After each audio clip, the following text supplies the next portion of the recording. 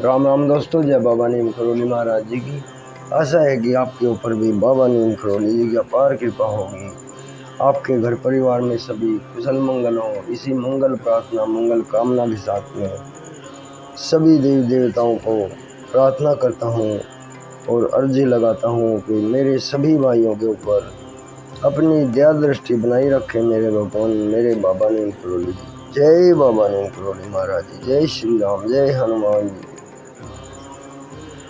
दोस्तों, एक बहुत ही महत्वपूर्ण पाठ आज आपको सुनाऊंगा, इसे पूरा सुने। दुर्वासा चरित्र है ये दोस्तों।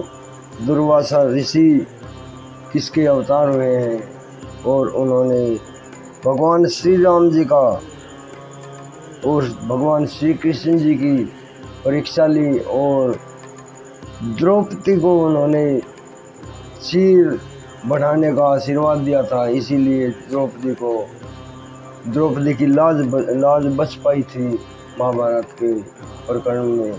इस कहानी में, महाभारत की कहानी में, जो चीर हरण में उनका चीर बढ़ा था द्रौपदी जी का, वो दुर्वासा ऋषि का आशीर्वाद था।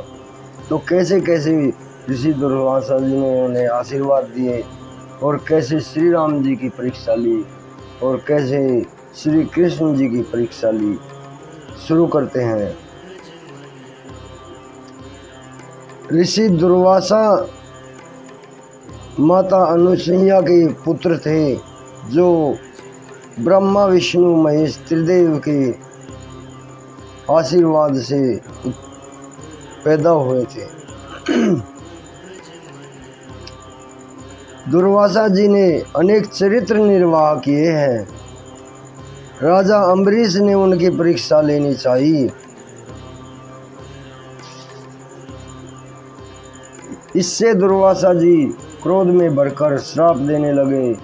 सुदर्शन चक्र ने दुर्वासा जी का पीछा किया, परंतु आकाशवाणी द्वारा चक्र को रोक दिया गया।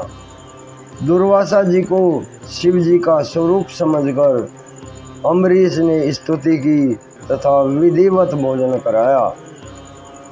एक बार दुर्वासा जी ने भगवान श्री रामचंद्र जी की परीक्षा ली।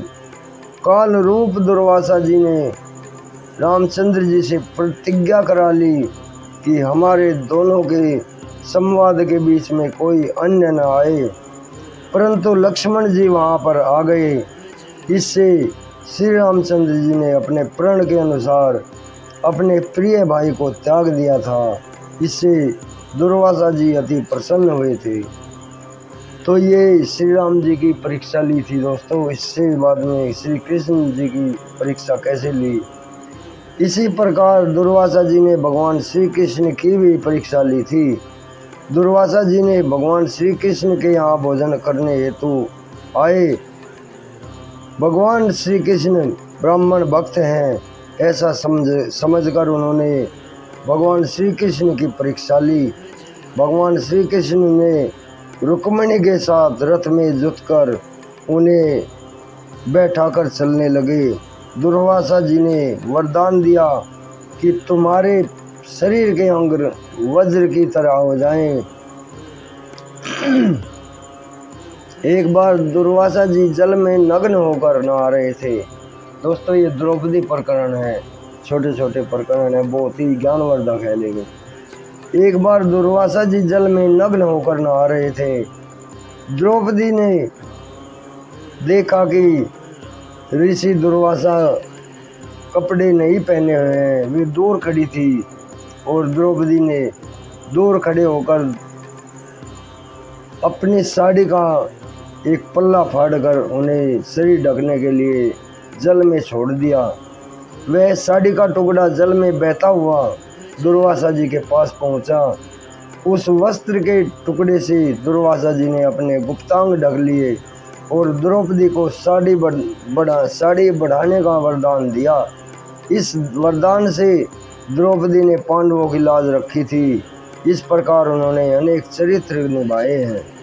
तो दोस्तों, ये ऋषि दुर्वासा जी ने श्री राम जी की परीक्षा ली, श्री कृष्ण जी की परीक्षा ली और द्रौपदी को चीर बढ़ाने का आशीर्वाद दिया था। इसे आगे भी शेयर करें दोस्तों, ज्ञानवर्धक पौराणिक और हमारे धार्मिक कहानी है। जय श्री राम, जय हनुमान जी, जय बाबा नीम करोली महाराज।